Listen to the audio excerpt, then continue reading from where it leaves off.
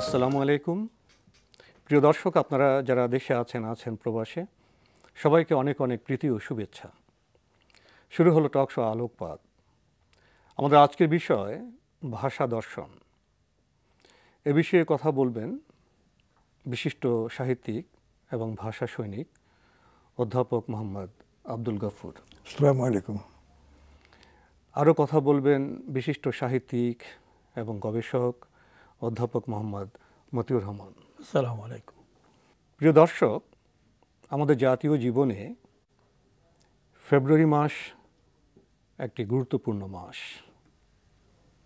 আমরা সবাই জানি ফেব্রুয়ারি মাসের সাথে জড়িয়ে আছে আমাদের ভাষা আন্দোলনের ইতিহাস, আমাদের স্বাধীনতা এবং স্বাধিকারের উচ্চারণ,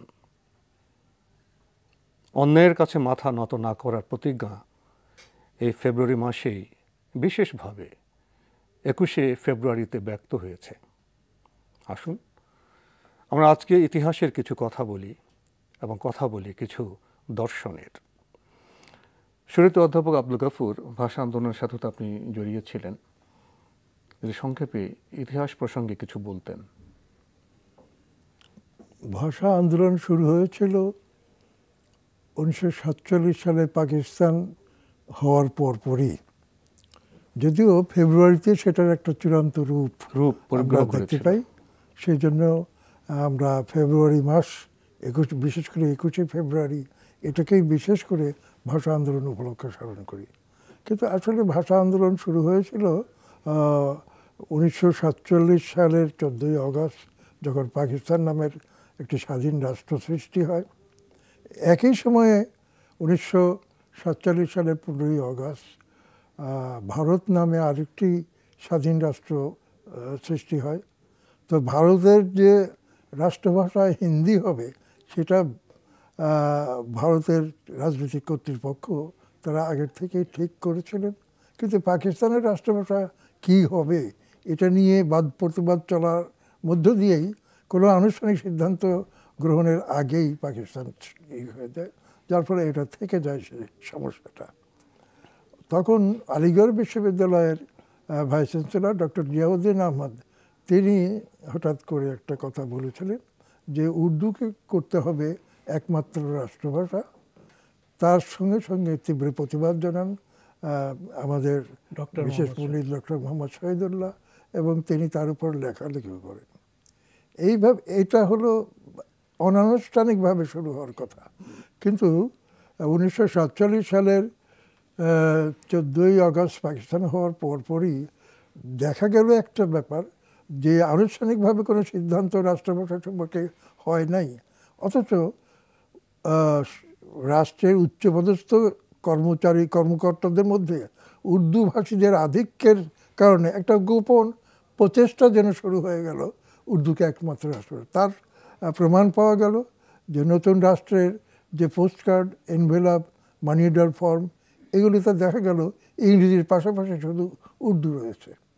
এটা নিয়েই আমাদের গ্রাম বাংলার মানুষ তো ইংরেজিও জানে না, উর্দুও জানে না। হ্যাঁ, বৃহত্তর জনগোষ্ঠী তো গ্রাম বাংলায় থাকে, তারা কি করবে? হ্যাঁ, তো সেই অথচ ইংরেজ আমলেও কিন্তু পোস্টকার্ড ওই ইংরেজি থাকতো, বাংলাও থাকতো, আমরা নিজেরা দেখেছি। তো এইখানে তখন এটা এখানকার সুধীজনের দৃষ্টি আকর্ষণ করে, এবং তখনই 1947 সালের 1 সেপ্টেম্বর তমুদ্দুন মজলিস নামের একটা কালচারাল অর্গানাইজেশন, তমুদ্দুন মজলিস, সেটা জন্ম হয়। তারা 15ই সেপ্টেম্বর তারিখেই একটা পুস্তিকা প্রকাশ করে, সেটার নাম ছিল পাকিস্তানের রাষ্ট্রভাষা বাংলা না উর্দু। এই একটা পুস্তিকা প্রকাশ করে, বলা চলে সেই পুস্তিকাটাই বলা চলে ভাষা আন্দোলনের ম্যানিফেস্টো রূপে অনেকে মানে। এই পুস্তিকা রচনায় কি অধ্যাপক আবুল কাসিম সাহেবের অবদান ছিল? ওনারই প্রধান অবদান ছিল। উনি সেটার তমুদ্দুন মজলিসের প্রতিষ্ঠাতা সাধারণ সম্পাদক ছিলেন, ওনার পক্ষ থেকে জয়ী হয়।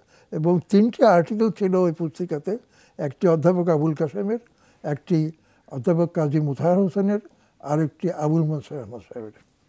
তো তিনজনই তো প্রাজ্ঞ চিন্তাবিদ এবং লেখক। হ্যাঁ, তো এই তিনজনের লেখার ভেতর দিয়ে বাংলা ভাষাকে রাষ্ট্রভাষা করবার যে দাবি সেগুলোই করে।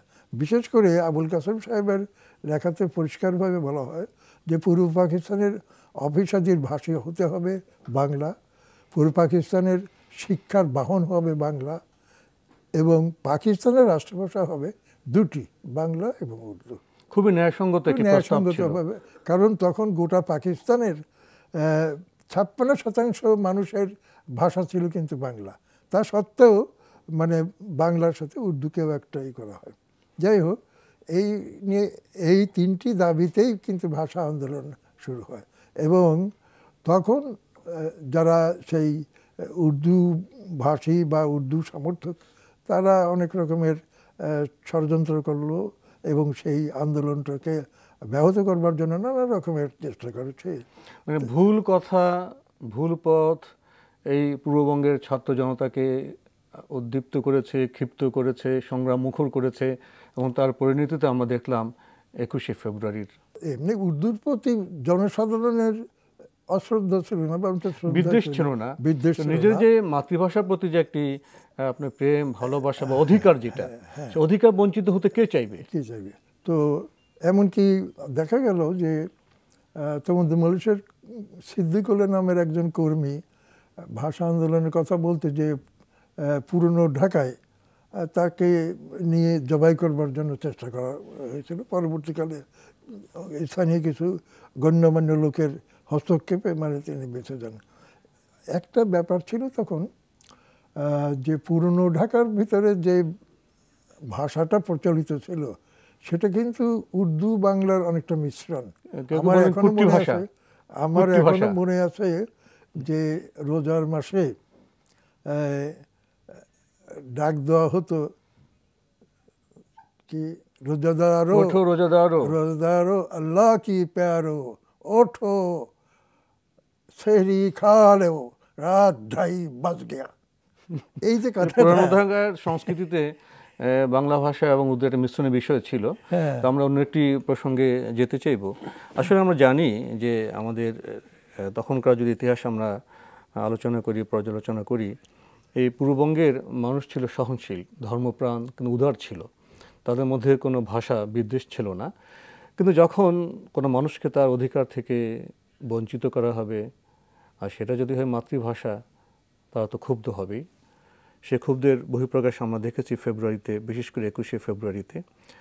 তো সত্যের তো জয় হয়, জয় হয়েছে। বাংলা দেশ এখন আমাদের স্বাধীন দেশ, আমাদের ভাষা এখন মুক্ত।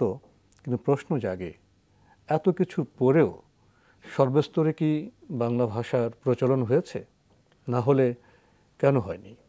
এটা দুর্ভাগ্যজনক যে বাংলা ভাষার জন্যে, বাংলা ভাষাকে রাষ্ট্রীয় মর্যাদা দানের জন্য আমরা সংগ্রাম করেছিলাম, আমরা রক্ত দিয়েছি, প্রাণ দিয়েছি। কিন্তু তার সত্ত্বেও রাষ্ট্রভাষা হওয়ার পরে, বিশেষ করে 71-এ যখন বাংলাদেশ স্বাধীন হলো, তখন বাংলা আমাদের একমাত্র রাষ্ট্রভাষা। তো কিন্তু তার সত্ত্বেও সর্বস্তরে বাংলা এখনো চালু হয়নি। যেমন আদালতের যে রায় সেটা এখন ইংরেজিতে লেখা হয়। বিশ্ববিদ্যালয়ের অনেক বিষয় এখনো ইংরেজিতে পড়ানো হয়, কলেজেও অনেকটা তাই। তো এবং টেলিফোন বিল, বিদ্যুৎ বিল ইংরেজি ভাষায়, জি, এবং সরকারি নোটিশ, এবং আমাদের সরকারি ডাক্তাররা যে প্রেসক্রিপশন দেন, হ্যাঁ, ডাক্তারের প্রেসক্রিপশন, সরকারি অফিসের যে ফাইলে নোট লেখা হয়, এগুলো সবই এখনো ইংরেজিতে লেখা হয়। অবশ্য কোনো কোনো ক্ষেত্রে কিছু ব্যতিক্রম লক্ষ্য করা যায়। কেউ কেউ বাংলা ভাষার চর্চারও চেষ্টা করছেন। তো এবার তো বলেছেন যে আদালতে যারা প্রধান বিচারপতি নিজেই ঘোষণা দিয়েছেন যে তিনি এখন থেকে বাংলায় রায় লেখার চেষ্টা করবেন। তার মানে কিন্তু একটা স্বীকৃতি যে এতদিন ধরে এটা লেখা হয়নি, এটার একটা স্বীকৃতি। তো স্বীকৃতি দিলেও তো এটাও একটা খুশির ব্যাপার যে আত্মসমালোচনা হচ্ছে, এবং সামনে বোধহয় আমরা আমাদের মাতৃভাষার চর্চাই করবো এবং সর্বস্তরে বাংলা ভাষার প্রচলনের কাজটা আস্তে আস্তে এগিয়ে যাবে। অন্তপক্ষে তার গুরুত্ব দিতে আমাদের যেটা মানে অনেকটা হীনমন্যতা বোধই দায়ী, বলে আমি মনে করি। যেমন ইংরেজিতে কথা বলতে আমরা অনেকটা খুব উৎসাহ বোধ করি এবং মনে করি যে আমি অভিজাত শ্রেণীভুক্ত হয়ে গেলাম। আমি মনে করি যে এটা আমাদের যে ত্যাগ তিতিক্ষা এবং রক্তের বিনিময়ে আমরা বাংলা ভাষার মর্যাদা দান করেছি, রাষ্ট্রভাষায় উন্নীত করেছি, সেই বাংলা ভাষার প্রতি আমাদের যথার্থ প্রেম বা প্রীতি এর কারণে আমাদের সমস্ত কাজকর্ম বাংলায় হওয়া উচিত। প্রিয় দর্শক, আপনারা লক্ষ্য করেছেন আমরা সংক্ষিপ্ত সময়ে ভাষা আন্দোলনের ইতিহাস নিয়ে কিছু কথা বলেছি এবং সর্বস্তরে বাংলা ভাষা কেন এখনও বাস্তবায়িত হয়নি, প্রচলন হয়নি, সে নিয়েও আমরা কথা বলেছি। এখন অন্য একটা প্রসঙ্গে আমরা যেতে চাইব। ভাষা আন্দোলনের ইতিহাস প্রসঙ্গে কথা বলতে গিয়ে আমরা লক্ষ্য করেছি যে ভাষার প্রতি কারো কারো বিদ্বেষপ্রসূত মনোভাব ছিল। একভাষী মানুষ অন্য ভাষার প্রতি হিংসা পোষণ করত। এগুলো সঙ্গত নয়, মানবিক নয়। তাহলে আমাদের ভাষা দর্শনটা কেমন হতে পারে? প্রসঙ্গত আমি পবিত্র কোরআনে ভাষা সম্পর্কে যে কথা বলা হয়েছে সেখান থেকে আমি 3টি উদ্ধৃতি দিতে চাই। সূরা আর রহমানের 3 থেকে 4 আয়াতে বলা হয়েছে, খালাকাল ইনসানা আল্লামাহুল বায়ান, অর্থাৎ আল্লাহ মানুষ সৃষ্টি করেছেন এবং তাকে ভাব প্রকাশের জন্য ভাষা শিক্ষা দিয়েছেন। আল্লাহ মানুষ সৃষ্টি করেছেন ও মানুষকে ভাব প্রকাশের জন্য ভাষা শিক্ষা দিয়েছেন। তাহলে এটি একটি শাশ্বত বিষয় হয়ে গেল।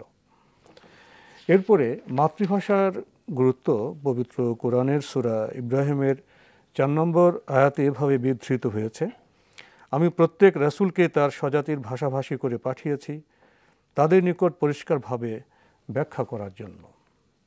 পৃথিবীতে বিভিন্ন ভাষা আজও আছে। তাহলে কি ভাষায় ভাষায় বিদ্বেষ হবে, না বৈচিত্র্যকে আমরা গ্রহণ করব? এই প্রসঙ্গেও সূরা রুমের 22 নম্বর আয়াতে বলা হয়েছে, এবং তার নিদর্শনাবলীর মধ্যে রয়েছে আকাশমণ্ডলীয় পৃথিবীর সৃষ্টি এবং তোমাদের ভাষা ও বর্ণের বৈচিত্র্য। এতে জ্ঞানীদের জন্য অবশ্যই নিদর্শন রয়েছে। এই 3টি সূরার কয়েকটি আয়াতে আমরা 3টি বিষয় পেলাম। মানুষ আল্লাহ সৃষ্টি করেছেন, ভাষাও আল্লাহ সৃষ্টি করেছেন মানুষের প্রয়োজনে। তারপরে আমরা জানলাম প্রত্যেক নবীকে তার স্বজাতির ভাষাভাষী করে পাঠানো হয়েছে, অর্থাৎ বোধগম্য ভাষায় বক্তব্যকে প্রচার করার জন্য। এবং তারপর আমরা ভাষা ও বর্ণের বৈচিত্র্যের কথা জানলাম। ভাষায় ভাষায় কোনো বিদ্বেষ হবে না, ইউনিটি ইন ডাইভার্সিটি, বৈচিত্র্যের ঐক্য হবে। এই সূরা 3টির বিষয় মিলিয়ে কি আমরা কোনো ভাষা দর্শন নির্মাণ করতে পারি? অবশ্যই, কারণ ভাষা সম্পর্কে কোরআনুল কারীমে যখন এই কথাগুলো বলা হয়েছে তার তো একটা তাৎপর্য আছে। ভাষা আল্লাহ সৃষ্টি করেছেন, কোনো ভাষাকেই আমরা বিদ্বেষ পোষণ করতে পারি না, কারণ আমরাও আল্লাহর সৃষ্টি, ভাষাও আল্লাহর সৃষ্টি, শাশ্বত বিষয়। হ্যাঁ, সব ভাষাই আল্লাহর সৃষ্টি, বহতা নদীর মতো। বহতা নদীর মতো। তারপরে সূরা ইব্রাহিমের 4 নম্বর আয়াতে বলা হয়েছে, এটা হলো একটা অত্যন্ত স্বাভাবিক কথা যে রসুলকে ইন্না আরসালনা বিরাসূলিন ইল্লা বিলিসানি কওমিহি, তার স্বজাতির যে ভাষা সেই ভাষাভাষী করে আমি রসুলদিকে পাঠিয়েছি, এখানে মাতৃভাষার গুরুত্ব দেওয়া হয়েছে, যাতে করে তারা সহজে তাদের ভেতরে মানে সেটা ব্যাখ্যা করতে পারে, বুঝতে পারে, বুঝিয়ে দিতে পারে। এই যে তারপরে সূরা রোমের ভিতরে যে বলা হয়েছে আলওয়ানিহি, যে মানুষের যে রং এবং বর্ণের ভাষা এবং বর্ণের যে বৈচিত্র্য, এটা একটা মানে নিদর্শন, এটা শিক্ষার বিষয় আছে, শিক্ষার বিষয় রয়েছে। তো এইগুলো যদি আমরা স্মরণ রাখি, ভাষাকে নিয়ে কোনো বিদ্বেষ তো নয়, প্রত্যেক ভাষার প্রতি আমাদের একটা শ্রদ্ধাবোধ থাকতে হবে এবং এই শ্রদ্ধাবোধ না থাকাটা আমাদের জন্য কিন্তু খুবই ক্ষতিকর। এবং দুনিয়াতে অনেক সময়ই এটা নিয়েই সমস্যা হয়, এই বিদ্বেষ নিয়ে। ভাষা বর্ণদাঙ্গা হয়, ভাষাদাঙ্গা হয়, ভাষাদাঙ্গা হয়। এই যে শুধুমাত্র আমাদের দেশেই যে ভাষা আন্দোলন হয়েছে তা না, ভারতের শিলচরে, সেখানে হয়েছে, ভারতের শিলচরে 11 জন বাংলা ভাষার পক্ষে ই করতে যে নিহত হয়েছে। তো এটা তো কম ব্যাপার না, তাদেরকে হত্যা করা হয়েছে। হ্যাঁ, তো সেই জন্য তারাও সেখানে এই দিবস পালন করে, কিন্তু হ্যাঁ দিবস পালন করে, এবং তারা সেই উপলক্ষে আমাদেরকে গুরু মনে করে যে আমরা ঢাকার থেকে এটা আমরা শিক্ষা পেয়েছি যে ভাষার জন্য প্রাণ দিতে পারি। এখানে আসলে ন্যায়ের বিষয়টা আছে, অধিকারের বিষয়টা আছে, অন্যায়ের কাছে মাথা নত না করার বিষয়টি আছে। এই প্রসঙ্গে অধ্যাপক মোহাম্মদ মতিউর রহমান, 21শে ফেব্রুয়ারি এখন আন্তর্জাতিক মাতৃভাষা দিবস হয়েছে, যেটা আমরা সূরা রুমে পেলাম যে বৈচিত্র্য, ভাষা বৈচিত্র্য আছে, এবং 21শে ফেব্রুয়ারি প্রত্যেক ভাষাভাষী মানুষ মাতৃভাষাকে ভালোবাসার, মাতৃভাষার অধিকার প্রতিষ্ঠার প্রেরণা পায়। তাহলে এই ভাষা দর্শন যদি আমরা মেনে নেই, তাহলে তো পৃথিবীতে বিভিন্ন ভাষাভাষীর মধ্যে সংহতি প্রকাশ পেতে পারে, এবং ভাষার যে অধিকার সেটা সার্বজনীন হতে পারে, এবং সবাই যদি ভাষার অধিকারকে স্বীকার করে তাহলে মানুষ নিজকে প্রকাশ করতে পারে। আসলে তো আমরা ভাষা ছাড়া তো অচল হয়ে যাই, ভাষা না থাকলেও তো আমরা মৃত হয়ে যাই, ভাষায় তো আমাদেরকে প্রকাশ করে। এ বিষয়ে কি বলবেন? আপনি একটা অত্যন্ত গুরুত্বপূর্ণ প্রশ্নের অবতারণা করেছেন। তো আন্তর্জাতিক মাতৃভাষার যে মূল বিষয়, তাৎপর্য, সেটা হলো যে পৃথিবীর সব মানুষ যেমন আল্লাহর সৃষ্টি, সব ভাষাও তেমনি আল্লাহর সৃষ্টি, এবং প্রত্যেক মানুষের প্রতি যেমন শ্রদ্ধাবোধ থাকতে হবে, প্রত্যেক ভাষার প্রতিও তেমনি শ্রদ্ধাবোধ থাকতে হবে। যে ভাষা আমার মাতৃভাষা সেটা অন্যের মাতৃভাষা নাও হতে পারে, কিন্তু তার যে মাতৃভাষা আছে তার মাতৃভাষাকে যদি আমি শ্রদ্ধা না করি তাহলে সে আমার মাতৃভাষাকে শ্রদ্ধা করবে না। যেমন আমি যদি অন্য মানুষকে, অন্য বর্ণের, অন্য ভাষাভাষী মানুষকে শ্রদ্ধা না করি, অন্য ভাষাভাষী, অন্য বর্ণের মানুষও আমাকে শ্রদ্ধা করবে না। তা আন্তর্জাতিক মাতৃভাষার মূল তাৎপর্য হলো যে প্রত্যেকের মাতৃভাষার প্রতি শ্রদ্ধা দেখাতে হবে, এবং সেই ভাষায় তাকে কথা বলার অধিকার দিতে হবে, সেই ভাষার উন্নয়ন, উৎকর্ষ সাধনের জন্যে, চর্চার জন্য তাকে পর্যাপ্ত সুযোগ সুবিধা দিতে হবে, সামাজিকভাবে, রাষ্ট্রীয়ভাবে এবং আন্তর্জাতিকভাবে। এটা হচ্ছে একটা বৈচিত্র্যের বিষয়, মানব জাতির যে একটা সংস্কৃতি, বৈচিত্র্যের মধ্যে ঐক্যকে খুঁজে নেওয়া। হ্যাঁ, এবং এটা এই ঐক্যের মধ্যেই এই বৈচিত্র্যটা, এবং এই বৈচিত্র্যের মধ্যে একটা সৌন্দর্য আছে। এই সৌন্দর্যটা ধারণ করেছে বিভিন্ন বর্ণের, বিভিন্ন গোত্রের, বিভিন্ন ভাষাভাষীর যেমন মানুষ। পৃথিবীতে যে মানুষ আছে নানা বর্ণের, নানা আকারের, নানা দৈর্ঘ্য প্রস্থের, তেমনি আমাদের ভাষার যে বর্ণমালা সেখানে বৈচিত্র্য আছে। আরবি ভাষার বর্ণমালা একরকম, বাংলা ভাষার একরকম, উর্দুর একরকম, ইংরেজির একরকম, হিন্দির একরকম। এই যে বৈচিত্র্য তো আমাদের মেনে নিতে হবে, কারণ আসলে তো সব মিলিয়ে মানুষ তো এক জাতি। প্রসঙ্গত আরেকটি বিষয়ে আপনার কাছে যেতে চাইব অধ্যাপক মোহাম্মদ আব্দুল গফুর, যে আমরা মাতৃভাষার কথা বলছি, সর্বস্তরে বাংলা ভাষার প্রচলনের কথা বলছি, এক্ষেত্রে তো মিডিয়ার সহযোগিতা প্রয়োজন। বর্তমান সময়ে মিডিয়া কি আমাদের সেভাবে সহযোগিতা করতে পারছে? বিশেষ করে আকাশ সংস্কৃতির এই যুগে এখন তো অনেকে বলেন হিন্দির একটা আগ্রাসন চলছে। আসলে তো এই কথাটা সত্য। কেউ বলছে এখন, কেউ কেউ ইংলিশ ভাষায় কথা বলছেন, আর কেউ কেউ হিং বাংলায় কথা বলছেন। আসলে এটা একটা সত্য। আমরা যদি নিজেদের মাতৃভাষা এটা সম্পর্কে যদি যথেষ্ট সচেতন এবং সশ্রদ্ধ না হই, তাহলে এই আগ্রাসন আরও বাড়বে, এবং এই আগ্রাসনের দিন আমাদের ভাষা সংক্রান্ত যে গৌরবজনক অর্জন, সে অর্জনকে অনেকটাই নষ্ট করে দেবে। আমাদের মাতৃভাষা বাংলাকে সর্বস্তরে যে আমরা প্রচলন করতে যাই, তাহলে আমাদের মিডিয়া সহযোগিতা প্রয়োজন, এবং শিশুরা কি শিখছে, কি কোন ভাষায় কথা বলছে, এবং টেলিভিশনে যখন বাংলা ভাষার উচ্চারণ হবে, বাংলা ভাষা যখন স্কুল লেখা হবে, পরীক্ষা পাশে লেখা হয় তালব্য দিয়ে, দ্বন্দ্ব হতে হবে। টেলিভিশনে যদি বাংলা ভাষার ভুল বানান লেখা হয়, এটাও একটি মন্দ উদাহরণ। এই সব দিক থেকে বোধ আমাদের আসলে বাংলা ভাষা বানানের ক্ষেত্রে এখন একটা অনেক ক্ষেত্রে কিছুটা নৈরাজ্য চলছে, এটা আমাদের রুখতে হবে। এই কথা সত্য যে স্বয়ং রবীন্দ্রনাথ বাংলা ভাষার কিছুটা পরিবর্তন করে দেন, যেটা প্রচলিত ছিল তার তুলনায়, এবং তারপরে আস্তে আস্তে এখন তো একেবারে হজর বড় চলছে। এটার থেকে আমাদের মানুষের সহজবোধ্য ভাষায়ও কথা বলতে হবে, ব্যাকরণকে সমীহ করতে হবে। এভাবে বোধহয় আমরা ভাষা প্রতিষ্ঠার কাজে এগিয়ে যেতে পারবো। সময়ের কারণে আমরা আজকাল এগোতে পারছি না, এখানে শেষ করতে হচ্ছে। অধ্যাপক মোহাম্মদ আব্দুল গফুর, আপনি কষ্ট করে আমাদের স্টুডিওতে এসেছেন, সময় দিয়েছেন, সেই জন্য আপনাকে অনেক ধন্যবাদ। আপনাদেরও ধন্যবাদ, আমাদেরকে ডাক দিয়েছেন এই জন্য। আমরা অধ্যাপক মোহাম্মদ মতিউর রহমান, আপনিও কষ্ট করে আমাদের স্টুডিওতে এসেছেন, সময় দিয়েছেন, সেজন্য আপনাকে অনেক ধন্যবাদ। আপনাকেও অনেক ধন্যবাদ, এনটিভিকেও অনেক ধন্যবাদ। প্রিয় দর্শক, আলোকপাত অনুষ্ঠান আমাদের আজকের বিষয় ছিল ভাষা দর্শন।